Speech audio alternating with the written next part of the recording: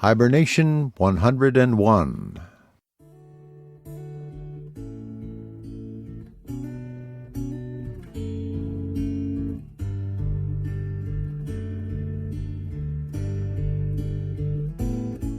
Grizzly's Growls presents Stories from the Hiber-Nation.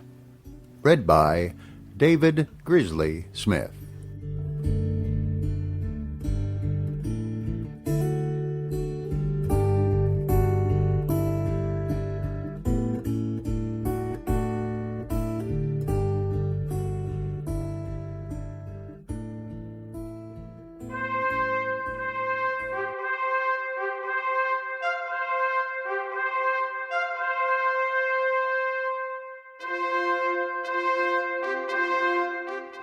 Orthodoxy by G.K. Chesterton. Read by David Grizzly Smith.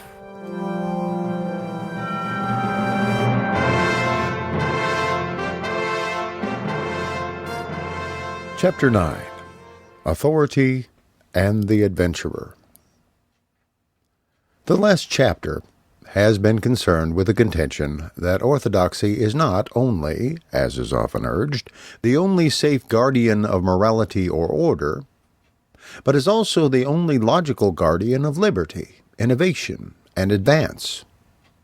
If we wish to pull down the prosperous oppressor, we cannot do it with the new doctrine of human perfectibility. We can do it with the old doctrine of original sin. If we want to uproot inherent cruelties or lift up lost populations, we cannot do it with the scientific theory that matter precedes mind. We can do it with the supernatural theory that mind precedes matter. If we wish specially to awaken people to social vigilance and tireless pursuit of practice, we cannot help it much by insisting on the immanent God or the inner light, for these are at best reasons for contentment.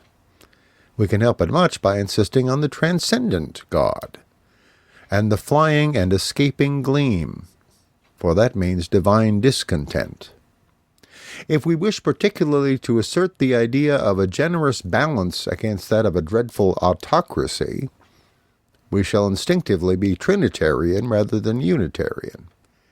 If we desire European civilization to be a raid and a rescue, we shall insist, rather, that souls are in real peril than that their peril is ultimately unreal. And if we wish to exalt the outcast and the crucified, we shall rather wish to think that a veritable God was crucified rather than a mere sage or hero. Above all, if we wish to protect the poor, we shall be in favor of fixed rules and clear dogmas. The rules of a club are occasionally in favor of the poor member. The drift of a club is always in favor of the rich one. And now we come to the crucial question which truly concludes the whole matter. A reasonable agnostic, if he has happened to agree with me so far, may justly turn round and say, "You have found a practical philosophy in the doctrine of the fall. Very well. You have found a side of democracy now dangerously neglected, wisely asserted in original sin. All right. You have found a truth in the doctrine of hell. I congratulate you. You are convinced that worshippers of a personal God look outwards and are progressive. I congratulate them. But even supposing that those doctrines do include those truths, why can you not take the truths and leave the doctrines? Granted that all modern society is trusting the rich too much because it does not allow for human weakness. Granted that Orthodox ages have had a great advantage because, believing in the fall, they did allow for human weakness. Why cannot you simply allow for human weakness without believing in the fall? If you have discovered that the idea of damnation represents a healthy idea of danger, why can you not simply take the idea of danger and leave the idea of damnation? If you see clearly the kernel of common sense in the nut of Christian orthodoxy, why can you not simply take the kernel and leave the nut? Why cannot you, to use that cant phrase of the newspapers, which I, as a highly scholarly agnostic, am a little ashamed of using, why can you not simply take what is good in Christianity, what you can define as valuable, what you can comprehend, and leave all the rest, all the absolute dogmas that are in their nature incomprehensible? This is the real question. This is the last question. And it is a pleasure to try to answer it. The first answer is simply to say that I am a rationalist. I like to have some intellectual justification for my intuitions. If I am treating man as a fallen being, it is an intellectual convenience to me to believe that he fell. And I find, for some odd psychological reason, that I deal better with a man's exercise of free will if I believe that he has got it. But I am in this matter yet more definitely a rationalist. I do not propose to turn this book into one of ordinary Christian apologetics.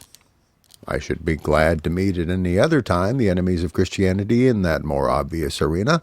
Here I am only giving an account of my own growth in spiritual certainty.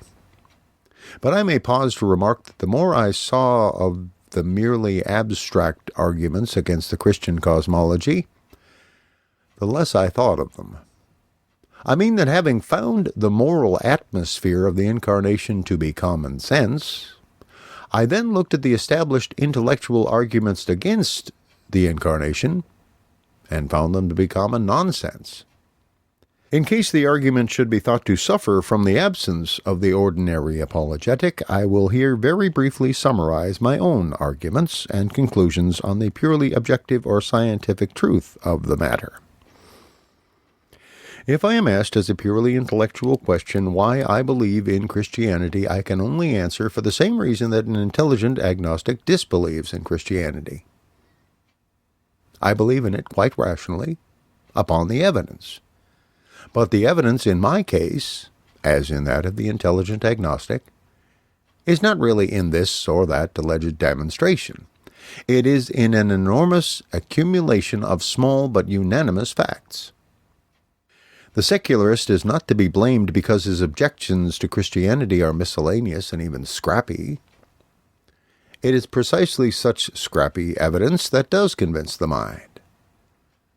I mean that a man may well be less convinced of a philosophy from 4 books than from 1 book, 1 battle, 1 landscape, and 1 old friend. The very fact that the things are of different kinds increases the importance of the fact that they all point to 1 conclusion. Now, the non-Christianity of the average educated man today is almost always, to do him justice, made up of these loose but living experiences. I can only say that my evidences for Christianity are of the same vivid but varied kind as his evidences against it. For when I look at these various anti-Christian truths, I simply discover that none of them are true. I discover that the true tide and force of all the facts flows the other way. Let us take cases. Many a sensible modern man must have abandoned Christianity under the pressure of 3 such conversion convictions as these. First, that men, with their shape, structure, and sexuality, are, after all, very much like beasts, a mere variety of the animal kingdom. Second, that primeval religion arose in ignorance and fear. Third, that priests have blighted societies with bitterness and gloom. Those 3 anti-Christian arguments are very different, but they are all quite logical and legitimate, and they all converge. The only objection to them, I discover, is that they are all untrue. If you leave off looking at books about beasts and men, if you begin to look at beasts and men, then, if you have any humor or imagination or any sense of the frantic or the farcical, you will observe that the startling thing is not how like man is to the brutes, but how unlike he is. It is the monstrous scale of his divergence that requires an explanation. That man and brute are like is, in a sense, a truism. But that being so like should then be so insanely unlike, that is the shock and the enigma. That an ape has hands is far less interesting to the philosopher than the fact that having hands he does next to nothing with them, does not play knucklebones or the violin, does not carve marble or carve mutton. People talk of barbaric architecture and debased art, but elephants do not build colossal temples of ivory even in a Rococo style. Camels do not paint even bad pictures, though equipped with the material of many camels' hairbrushes. Certain modern dreamers say that ants and bees have a society superior to ours. They have, indeed, a civilization, but that very truth only reminds us that it is an inferior civilization. Whoever found an anthill decorated with the statues of celebrated ants? Who has seen a beehive carved with the images of gorgeous queens of old? No, the chasm between man and other creatures may have a natural explanation, but it is a chasm. We talk of wild animals, but man is the only wild animal. It is man that has broken out. All the other animals are tame animals, following the rugged respectability of the tribe or type. All other animals are domestic animals. Man alone is ever undomestic, either as a profligate or a monk. So that this first superficial reason for materialism is, if anything, a reason for its opposite. It is exactly where biology leaves off that all religion begins. It would be the same if I examined the second of the three chance rationalist arguments. The argument that all that we call divine began in some darkness and terror. When I did attempt to examine the foundations of this modern idea, I simply found that there were none. Science knows nothing whatever about prehistoric man, for the excellent reason that he is prehistoric. A few professors choose to conjecture that such things as human sacrifice were once innocent and general, and that they gradually dwindled, but there is no direct evidence of it, and the small amount of indirect evidence is very much the other way. In the earliest legends we have, such as the tales of Isaac and Iphigenia, human sacrifice is not introduced as something old, but rather as something new, as a strange and frightful exception darkly demanded by the gods. History says nothing, and legends all say that the earth was kinder in its earliest time. There is no tradition of progress, but the whole human race has a tradition of the fall. Amusingly enough, indeed, the very dissemination of this idea is used against its authenticity. Learned men literally say that this prehistoric calamity cannot be true because every race of mankind remembers it. I cannot keep pace with these paradoxes. And if we took the third chance instance, it would be the same. The view that priests darken and embitter the world. I look at the world and simply discover that they don't. Those countries in Europe which are still influenced by priests are exactly the countries where there is still singing and dancing and colored dresses and art in the open air. Catholic doctrine and discipline may be walls, but they are the walls of a playground. Christianity is the only frame which has preserved the pleasure of paganism. We might fancy some children playing on the flat, grassy top of some tall island in the sea.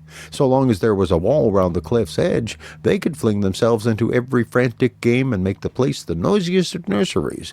But the walls were knocked down, leaving the naked peril of the precipice.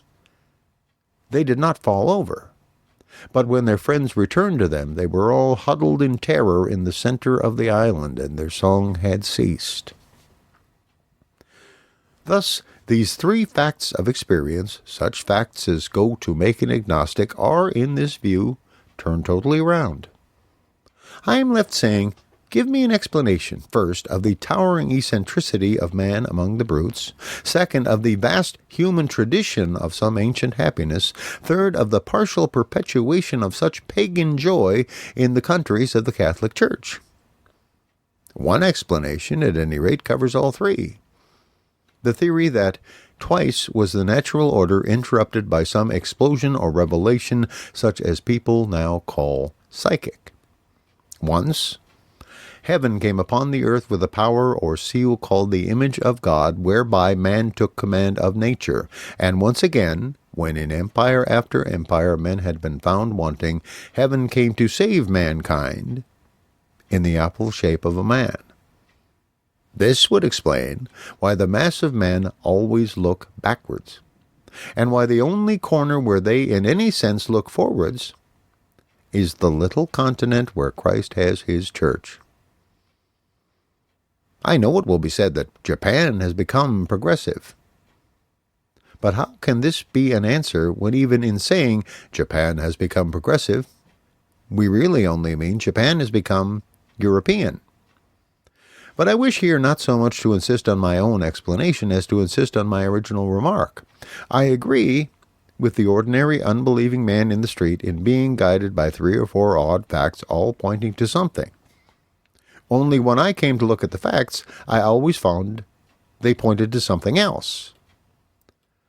I've given an imaginary triad of such ordinary anti-Christian arguments. If that be too narrow a basis, I will give on the spur of the moment another. These are the kind of thoughts which in combination create the impression that Christianity is something weak and diseased. First, for instance, that Jesus was a gentle creature, sheepish and unworldly, a mere ineffectual appeal to the world. Second, that Christianity arose and flourished in the dark ages of ignorance, and that to these the Church would drag us back. Third, that the people still strongly religious, or, if you will, superstitious, such people as the Irish, are weak, unpractical, and behind the times. I only mention these ideas to affirm the same thing, that when I looked into them independently, I found not that the conclusions were unphilosophical, but simply that the facts were not facts. Instead of looking at books and pictures about the New Testament, I looked at the New Testament. There I found an account, not in the least of a person with his hair parted in the middle or his hands clasped in appeal, but of an extraordinary being with lips of thunder and acts of lurid decision, flinging down tables, casting out devils, passing with the wild secrecy of the wind from mountain isolation to a sort of dreadful demagogy, a being who often acted like an angry god, and always like a god. Christ even had a literary style of his own, not to be found, I think, elsewhere. It consists of an almost furious use of the a fortiori. His how much more is piled one upon another, like castle upon castle in the clouds. The diction used about Christ has been, and perhaps wisely, sweet and submissive. But the diction used by Christ is quite curiously gigantesque. It is full of camels leaping through needles and mountains hurled into the sea. Morally, it is equally terrific. He called himself a sword of slaughter, and told men to buy swords if they sold their coats for them. That he used other even wilder words on the side of non-resistance greatly increases the mystery, but it also, if anything, rather increases the violence. We cannot even explain it by calling such a being insane, for insanity is usually along one consistent channel. The maniac is generally a monomaniac. Here we must remember the difficult definition of Christianity already given. Christianity is a superhuman paradox, whereby two opposite passions may blaze beside each other. The one explanation of the gospel language that does explain it is that it is the survey of one who from some supernatural height beholds some more startling synthesis. I take in order the next instance offered, the idea that Christianity belongs to the Dark Ages. Here I did not satisfy myself with reading modern generalizations. I read a little history. And in history I found that Christianity, so far from belonging to the Dark Ages, was the one path across the Dark Ages that was not dark. It was a shining bridge connecting two shining civilizations. If anyone says that the faith arose in ignorance and savagery, the answer is simple. It didn't. It arose in the Mediterranean civilization in the full summer of the Roman Empire. The world was swarming with skeptics, and pantheism was as plain as the sun when Constantine nailed the cross to the mast. It is perfectly true that afterwards the ship sank. But it is far more extraordinary that the ship came up again, repainted and glittering, with the cross still at the top. This is the amazing thing the religion did. It turned a sunken ship into a submarine. The ark lived under the load of waters. After being buried under the debris of dynasties and clans, we arose and remembered Rome. If our faith had been a mere fad of the fading empire, fad would have followed fad in the twilight. And if the civilization ever reemerged, and many such have never reemerged, it would have been under some new barbaric flag. But the Christian church was the last life of the old society, and was also the first life of the new. She took the people who were forgetting how to make an arch, and she taught them to invent the Gothic Arch. In a word, the most absurd thing that could be said of the church is the thing we have all heard said of it. How can we say the church wishes to bring us back into the Dark Ages? The church was the only thing that ever brought us out of them. I added in the second trinity of objections, an idle instance taken from those who feel such people as the Irish to be weakened or made stagnant by superstition. I only edit it because this is a peculiar case of a statement of fact that turns out to be a statement of falsehood. It is constantly said of the Irish that they are impractical. But if we refrain for a moment from looking at what is said about them, and look at what is done about them, we shall see that the Irish are not only practical, but quite painfully successful. The poverty of their country, the minority of their members are simply the conditions under which they were asked to work. But no other group in the British Empire has done so much with such conditions. The Nationalists were the only minority that ever succeeded in twisting the whole British Parliament sharply out of its path. The Irish peasants are the only poor men in these islands who have forced their masters to disgorge. These people, whom we call priest-ridden, are the only Britons who will not be squire-ridden. And when I came to look at the actual Irish character, the case was the same. Irishmen are best at specially hard professions, the trades of iron, the lawyer, and the soldier. In all these cases, therefore, I came back to the same conclusion. The skeptic was quite right to go by the facts, only he had not looked at the facts. The skeptic is too credulous. He believes in newspapers, or even in encyclopedias. Again, the three questions left me with three very antagonistic questions. The average skeptic wanted to know how I explained the namby-pamby note in the Gospel, the connection of the creed with medieval darkness and the political impracticability of the Celtic Christians, and to ask with an earnestness amounting to urgency, what is this incomparable energy which appears first in one walking the earth like a living judgment, and this energy which can die with a dying civilization and yet force it to a resurrection from the dead, this energy which last of all can inflame a bankrupt peasantry with so fixed a faith in justice that they can get what they ask, while others go away empty, so that the most helpless island of the empire can actually help itself. There is an answer. It is an answer to say that the energy is truly from outside the world, that it is psychic, or at least one of the results of a real psychical disturbance. The highest gratitude and respect are due to the great human civilizations, such as the old Egyptian or the existing Chinese.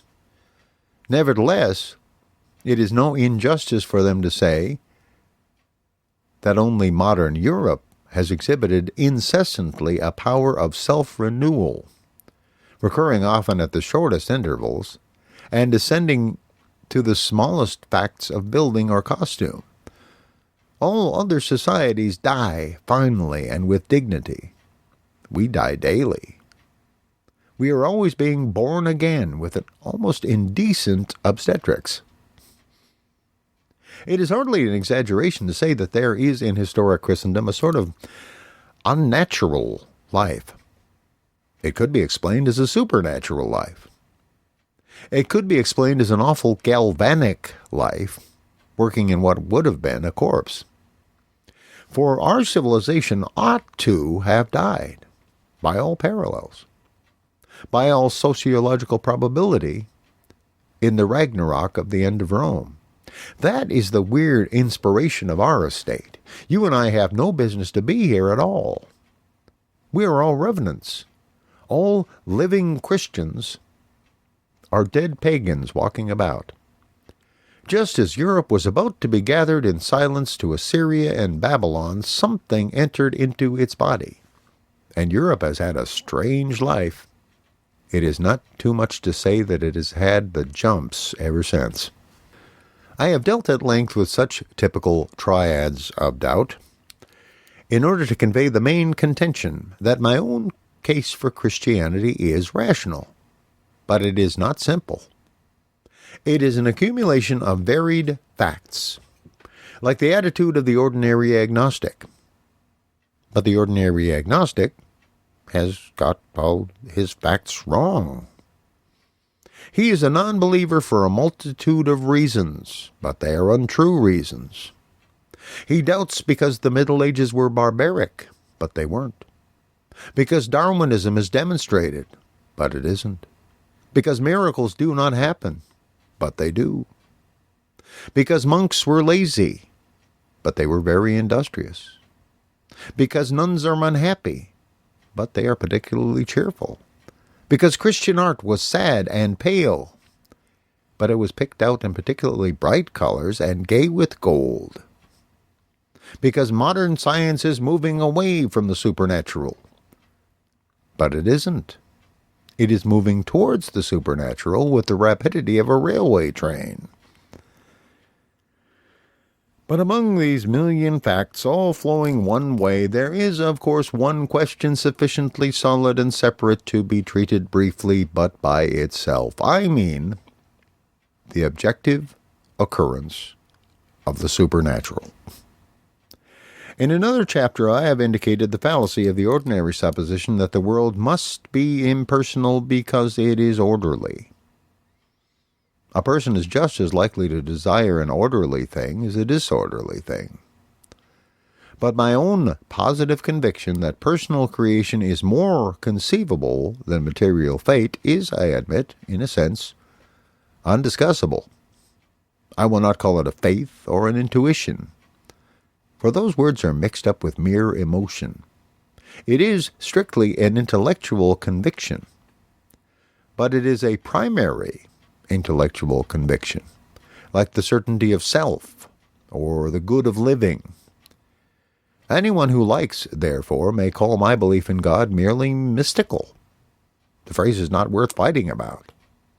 But my belief that miracles have happened in human history is not a mystical belief at all. I believe in them upon human evidence, as I do in the discovery of America. Upon this point, there is a simple, logical fact that only requires to be stated and cleared up. Somehow or other, an extraordinary idea has arisen that the disbelievers in miracles consider them coldly and fairly, while believers in miracles accept them only in connection with some dogma. The fact is quite the other way. The believers in miracles accept them, rightly or wrongly, because they have evidence for them. The disbelievers in miracles deny them, rightly or wrongly, because they have a doctrine against them. The open, obvious, democratic thing is to believe an old apple woman when she bears testimony to a miracle, just as you believe an old apple woman when she bears testimony to a murder. The plain popular course is to trust the peasant's word about the ghost exactly as far as you trust the peasant's word about the landlord. Being a peasant, he will probably have a great deal of healthy agnosticism about both. Still, you could fill the British Museum with evidence uttered by the peasant and given in favor of the ghost. If it comes to human testimony, there is a choking cataract of human testimony in favor of the supernatural. If you reject it, you can only mean one of two things. You reject the peasant story about the ghost either because the man is a peasant or because the story is a ghost story.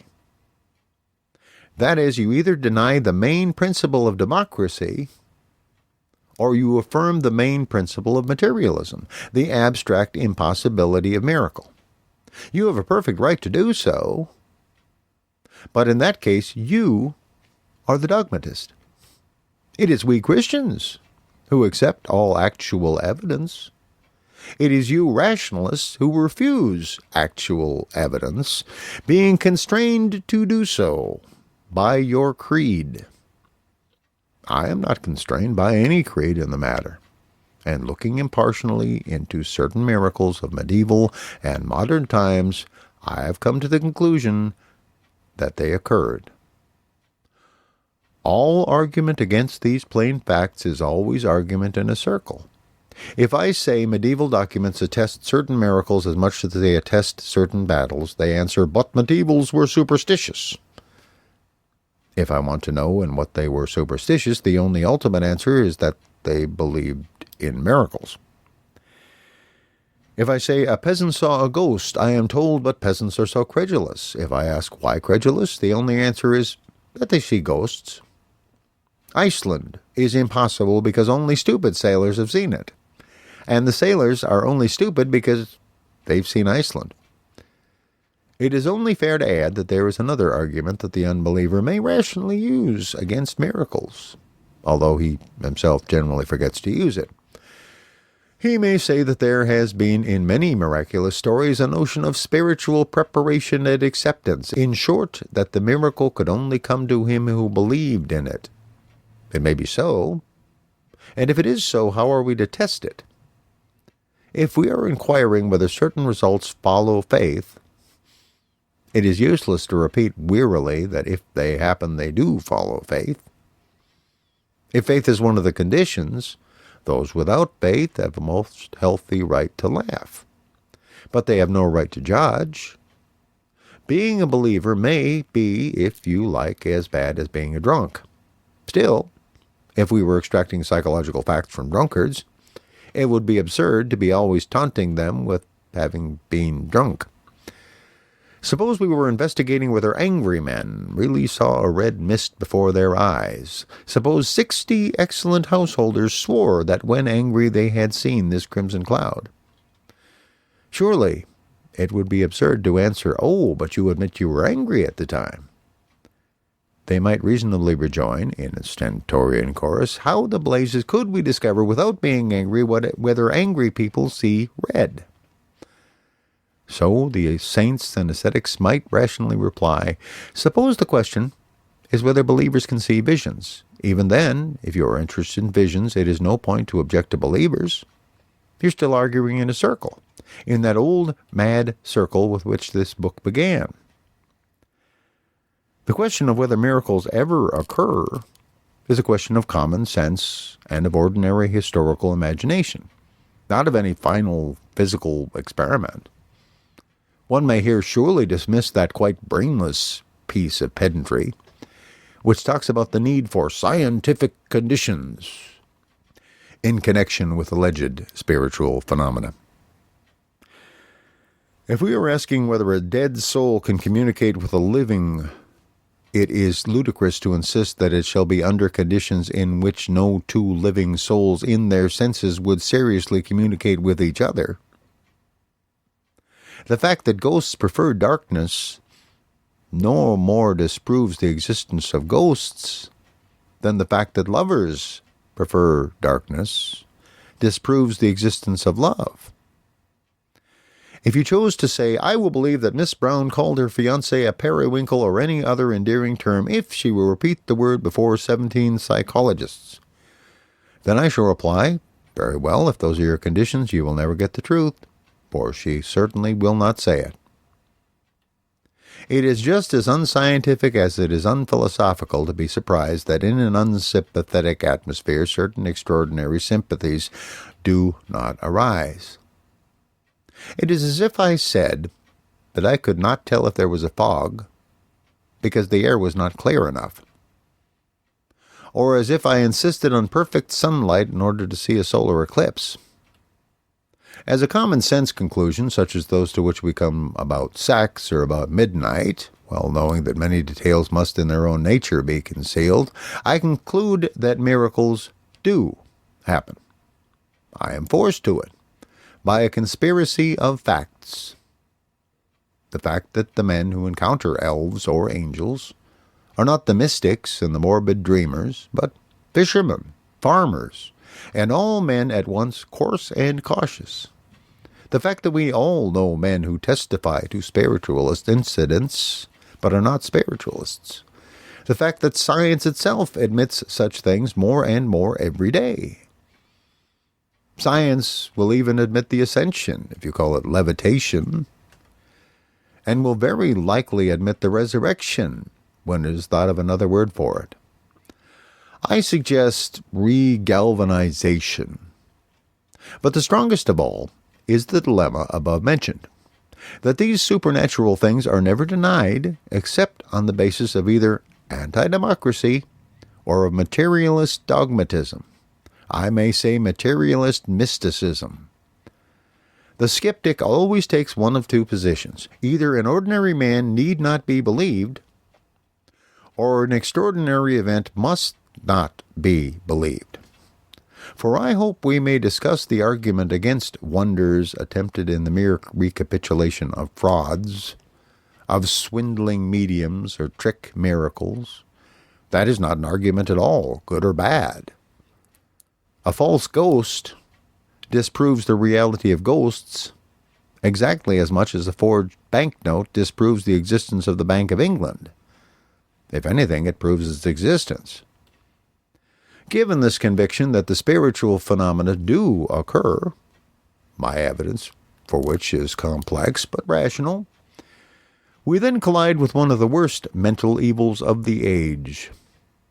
The greatest disaster of the 19th century was this: that men began to use the word spiritual as the same as the word good. They thought that to grow in refinement and uncorporeality was to grow in virtue. When scientific evolution was announced, some feared that it would encourage mere animality. It did worse. It encouraged mere spirituality.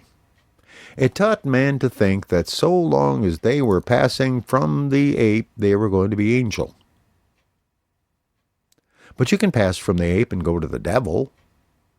A man of genius, very typical of that time of bewilderment, expressed it perfectly. Benjamin Disraeli was right when he said he was on the side of the angels. He was indeed. He was on the side of the fallen angels. He was not on the side of any mere appetite or animal brutality, but he was on the side of all the imperialism of the princes of the abyss. He was on the side of arrogance and mystery, and contempt of all obvious good. Between this sunken pride and the towering humilities of heaven, there are, one must suppose, spirits of shapes and sizes. Man, in encountering them, must make much the same mistakes that he makes in encountering any other varied types in any other distant continents. It must be hard at first to know who is supreme and who is subordinate. If a shade rose from the underworld and stared at Piccadilly, that shade would not quite understand the idea of an ordinary closed carriage. He would suppose that the coachman on the box was a triumphant conqueror, dragging behind him a kicking and imprisoned captive. So, if we see spiritual facts for the first time, we may mistake who is uppermost. It is not enough to find the gods. They are obvious. We must find God, the real chief of the gods. We must have a long historic experience in supernatural phenomena in order to discover which are really natural. In this slide, I find the history of Christianity, and even of its Hebrew origins, quite practical and clear. It does not trouble me to be told that the Hebrew God was one among many. I know he was, without any research to tell me so. Jehovah and Baal look equally important, just as the sun and the moon look the same size. It is only slowly that we learn that the sun is immeasurably our master, and the small moon only our satellite. Believing that there is a world of spirits, I shall walk in it as I do in the world of men, looking for the thing that I like and think good. Just as I should seek in a desert for clean water, or toil at the North Pole to make a comfortable fire, so shall I search the land of void and vision until I find something fresh like water and comforting like fire, until I find some place in eternity where I am literally at home. And there is only one such place to be found. I have now said enough to show to anyone to whom such an explanation is essential that I have in the ordinary arena of apologetics a ground of belief. In pure records of experiment, if these be taken democratically, without contempt or favor, there is evidence first that miracles happen, and second that the nobler miracles belong to our tradition. But I will not pretend that this curt discussion is my real reason for accepting Christianity instead of taking the moral good of Christianity as I should take it out of Confucianism. I have another far more solid and central ground for submitting to it as a faith instead of merely picking up hints from it as a scheme. And that is this, that the Christian Church in its practical relation to my soul is a living teacher, not a dead one. It not only certainly taught me yesterday, it will almost certainly teach me tomorrow.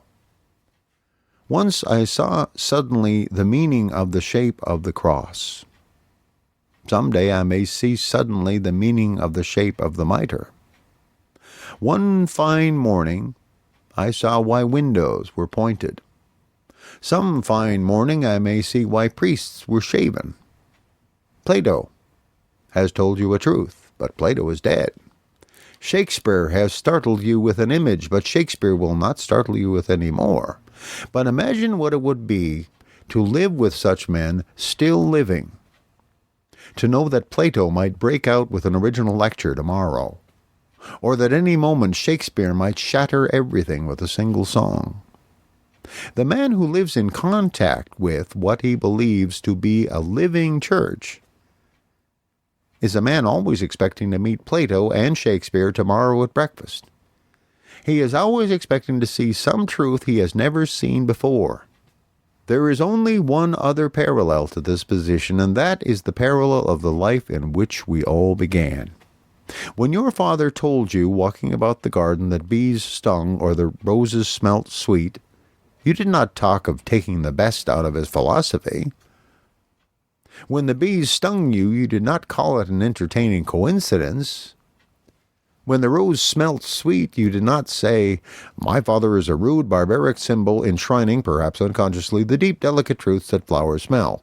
No, you believed your father, because you had found him to be a living fountain of facts, a thing that really knew more than you, a thing that would tell you truth tomorrow, as well as today. And if this was true of your father, it was even truer of your mother, at least it was true of mine, to whom this book is dedicated. Now, when society is in a rather futile fuss about the subjection of women, will no one say how much every man owes to the tyranny and privilege of women? To the fact that they alone rule education until education becomes futile, for a boy is only sent to be taught at school when it is too late to teach him anything. The real thing has been done already, and thank God it is nearly always done by women. Every man is womanized merely by being born. They talk of the masculine woman, but every man is a feminized man. And if ever men walk to Westminster to protest against this feminine privilege, I shall not join their procession. For I remember with certainty this fixed psychological fact that the very time when I was most under a woman's authority, I was most full of flame and adventure. Exactly because when my mother said that ants bit, they did bite, and because snow did come in winter, as she said. Therefore, the whole world was to me a fairyland of wonderful fulfillments. And it was like living in some Hebraic age when prophecy after prophecy came true. I went out as a child into the garden, and it was a terrible place to me, precisely because I had a clue to it. If I had held no clue, it would not have been terrible, but tame. A mere unmeaning wilderness is not even impressive, but the garden of childhood was fascinating. Exactly because everything had a fixed meaning which could be found out in its turn. Inch by inch I might discover what was the object of the ugly shape called a rake, or form some shadowy conjecture as to why my parents kept a cat. So, since I have accepted Christendom as a mother, and not merely as a chance example, I have found Europe and the world once more like the little garden where I stared at the symbolic shapes of cat and rake. I look at everything with the old elvish ignorance and expectancy. This or that rite or doctrine may look as ugly and extraordinary as a rake, but I have found by experience that such things end somehow in grass and flowers. A clergyman may be apparently as useless as a cat, but he is also as fascinating, for there must be some strange reason for his existence. I give one instance out of 100. I have not myself any instinctive kinship with that enthusiasm for physical virginity, which has certainly been a note of historic Christianity. But when I look not at myself but at the world, I perceive that this enthusiasm is not only a note of Christianity, but a note of paganism, a note of high human nature in many spheres. The Greeks felt virginity when they carved Artemis, the Romans when they robed the Vestals. The worst and wildest of the great Elizabethan playwrights clung to the literal purity of a woman as to the central pillar of the world. Above all, the modern world, even while mocking sexual innocence, has flung itself into a generous idolatry of sexual innocence, the great modern worship of children. For any man who loves children will agree that their peculiar beauty is hurt by a hint of physical sex. With all this human experience allied with the Christian authority, I simply conclude that I am wrong and the Church right, or rather that I am defective while the Church is universal. It takes all sorts to make a church. She does not ask me to be celibate, but the fact that I have no appreciation of the celibates, I accept like the fact that I have no ear for music. The best human experience is against me, as it is on the subject of Bach. Celibacy is one flower in my Father's garden, of which I have not been told the sweet or terrible name, but I may be told it any day. This, therefore, is, in conclusion, my reason for accepting the religion, and not merely the scattered and secular truths out of the religion.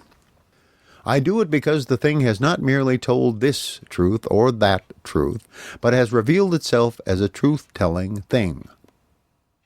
All other philosophies say the things that plainly seem to be true. Only this philosophy has again and again said the thing that does not seem to be true, but is true. Alone of all creeds, it is convincing where it is not attractive. It turns out to be right, like my father in the garden. Theosophists, for instance, will preach an obviously attractive idea like reincarnation. But if we wait for its logical results, they are spiritual superciliousness and the cruelty of caste. For if a man is a beggar by his own prenatal sins, people will tend to despise the beggar. But Christianity preaches an obviously unattractive idea, such as original sin. But when we wait for its results, they are pathos and brotherhood and a thunder of laughter and pity, for only with original sin we can at once pity the beggar and distrust the king. Men of science offer us health, an obvious benefit. It is only afterwards we discover that by health they mean bodily slavery and spiritual tedium. Orthodoxy makes us jump by the sudden brink of hell.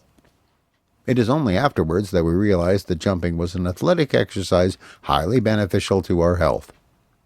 It is only afterwards that we realize that this danger is the root of all drama and romance. The strongest argument for the divine grace is simply its ungraciousness. The unpopular parts of Christianity turn out, when examined, to be the very props of the people. The outer ring of Christianity is a rigid guard of ethical abnegations and professional priests, but inside that inhuman guard, you will find the old human life, dancing like children and drinking wine like men. For Christianity is the only frame for pagan freedom. But in the modern philosophy, the case is opposite. It is its outer ring that is obviously artistic and emancipated. Its despair is within. And its despair is this, that it does not really believe that there is any meaning in the universe. Therefore, it cannot hope to find any romance. Its romances will have no plots. A man cannot expect any adventures in the land of anarchy, but a man can expect any number of adventures if he goes traveling in the land of authority. One can find no meanings in a jungle of skepticism, but the man will find more and more meanings who walks through a forest of doctrine and design. Here everything has a story tied to its tail, like the tools or pictures in my Father's house, for it is my Father's house. I end where I began, at the right end. I have entered, at least, the gate of all good philosophy. I have come into my second childhood. But this larger and more adventurous Christian universe has one final mark, difficult to express.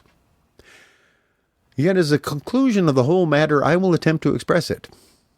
All the real argument about religion turns on the question of whether a man who was born upside down can tell when he comes right way up. The primary paradox of Christianity is that the ordinary condition of man is not his sane or sensible condition, that the normal itself is an abnormality. That is the inmost philosophy of the fall. In Sir Oliver Lodge's interesting new catechism, the first two questions were, "What are you?" and "What, then, is the meaning of the fall of man?" I remember amusing myself by writing my own answers to the questions, but I soon found that they were broken and agnostic answers. To the question, "What are you?" I could only answer, "God knows." And to the question, "What is meant by the fall?" I could answer with complete sincerity that whatever I am not myself. This is the prime paradox of our religion. Something that we have never in any full sense known is not only better than ourselves, but even more natural to us than ourselves. And there is really no test of this except the merely experimental one with which these pages began, the test of the padded cell and the open door. It is only since I have known orthodoxy that I have known mental emancipation. But in conclusion, it has one special application to the ultimate idea of joy. It is said that paganism is a religion of joy and Christianity of sorrow. It would be just as easy to prove that paganism is pure sorrow and Christianity pure joy. Such conflicts mean nothing and lead nowhere. Everything human must have in it both joy and sorrow. The only matter of interest is the manner in which the two things are balanced or divided. And the really interesting thing is this, that the pagan was, in the main, happier and happier as he approached the earth, but sadder and sadder as he approached the heavens. The gaiety of the best paganism, as in the playfulness of Catullus or Theocritus, is indeed an eternal gaiety, never to be forgotten by a grateful humanity. But it is all a gaiety about the facts of life, not about its origin. To the pagan, the small things are as sweet as the small brooks breaking out of the mountain, but the broad things are as bitter as the sea. When the pagan looks at the very core of the cosmos, he is struck cold. Behind the gods, who are merely despotic, sit the fates, who are deadly. Nay, the fates are worse than deadly. They are dead. And when rationalists say that the ancient world was more enlightened than the Christian, from their point of view, they are right. For when they say enlightened, they mean darkened with incurable despair. It is profoundly true that the ancient world was more modern than the Christian. The common bond is in the fact that ancients and moderns both have been miserable about existence, about everything, while medievals were happy about that at least. I freely grant that the pagans, like the moderns, were only miserable about everything. They were quite jolly about everything else. I concede that the Christians of the Middle Ages were only at peace about everything. They were at war about everything else. But if the question turned on the primary pivot of the cosmos, then there was more cosmic contentment in the narrow and bloody streets of Florence than in the theatre of Athens or the open garden of Epicurus. Giotto lived in a gloomier town than Euripides, but he lived in a gayer universe. The mass of men have been forced to be gay about the little things, but sad about the big ones. Nevertheless, I offer my last dogma defiantly, it is not native to man to be so. Man is more himself, man is more manlike, when joy is the fundamental thing in him, and grief the superficial. Melancholy should be an innocent interlude, a tender and fugitive frame of mind. Praise should be the permanent pulsation of the soul. Pessimism is at best an emotional half-holiday. Joy is the uproarious labor by which all things live. Yet according to the apparent estate of man as seen by the pagan or the agnostic, this primary need of human nature can never be fulfilled. Joy ought to be expansive, but for the agnostic it must be contracted. It must cling to one corner of the world. Grief ought to be a concentration, but for the agnostic its desolation is spread through an unthinkable eternity. This is what I call being born upside down. The skeptic may truly be said to be topsy-turvy, for his feet are dancing upwards in idle ecstasies while his brain is in the abyss. To the modern man, the heavens are actually below the earth. The explanation is simple. He's standing on his head, which is a very weak pedestal to stand on. But when he has found his feet again, he knows it. Christianity satisfies suddenly and perfectly man's ancestral instinct for being the right way up. Satisfies it supremely in this, that by its creed, joy becomes something gigantic, and sadness becomes something special and small. The vault above us is not deaf because the universe is an idiot. The silence is not the heartless silence of an endless and aimless world. Rather, the silence around us is a small and pitiful stillness, like the prompt stillness in a sick room. We are perhaps permitted tragedy, as a sort of merciful comedy, because the frantic energy of divine things would knock us down like a drunken farce. We can take our own tears more lightly than we could take the tremendous levities of the angels. So we sit, perhaps, in a starry chamber of silence, while the laughter of the heavens is too loud for us to hear. Joy, which was the small publicity of the pagan, is the gigantic secret of the Christian. And as I close this chaotic volume, I open again the strange, small book from which all Christianity came, and I am again haunted by a kind of confirmation. The tremendous figure which fills the Gospels towers in this respect, as in every other, above all the thinkers who ever thought themselves tall. His pathos was natural, almost casual. The Stoics, ancient and modern, were proud of concealing their tears. He never concealed his tears. He showed them plainly on his open face at any daily sight, such as the far sight of his native city. Yet he concealed something. Solemn supermen and imperial diplomatists are proud of restraining their anger. He never restrained his anger. He flung furniture down the front steps of the temple and asked man how they expected to escape the damnation of hell, yet he restrained something. I say it with reverence. There was in that shattering personality a thread that must be called shyness. There was something that he hid from all men when he went up a mountain to pray. There was something that he covered constantly by abrupt silence or impetuous isolation. There was some one thing that was too great for God to show us when he walked upon our earth. And I have sometimes fancied that it was his mirth.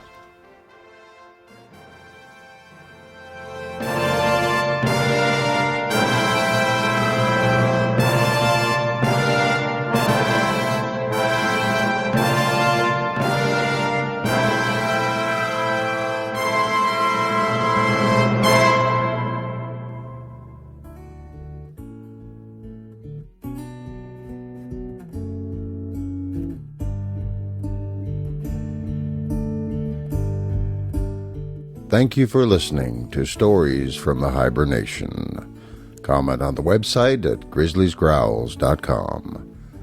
This program is offered under a Creative Commons Attribution, Non-Commercial, No Derivatives license.